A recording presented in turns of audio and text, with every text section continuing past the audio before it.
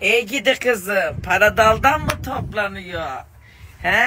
Her yıltırmaya bir terlik alaydın vakiti beni. Ayağımda sabit durabildiği sürece gayet işimi görüyor. Benim işime, tempoma terlik mi dayanıyor? O ayaklarım bütün gün eğiliyor, bükülüyor ya. Nişanlıma en markası kendim yırtık terliğinden geziyorum ya. Ey gidi kızım. El eliyle mal sahibi olunuyor ya.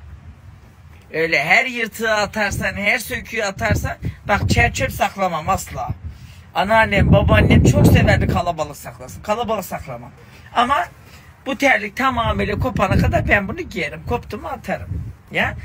Ama anneannemle babaannem bu terliğin üstü de kopsa bunu böyle dikiyorlardı mesela. Onların öyle adetli, ya da bu tabanı saklarlardı. Bu tabanı da ancak kapının altına sıkıştırmak için saklayabilirim. Ya. Kızım. Eskisi olmayanın yenisi olmaz demişler. Yuva kuruyoruz. Para lazım.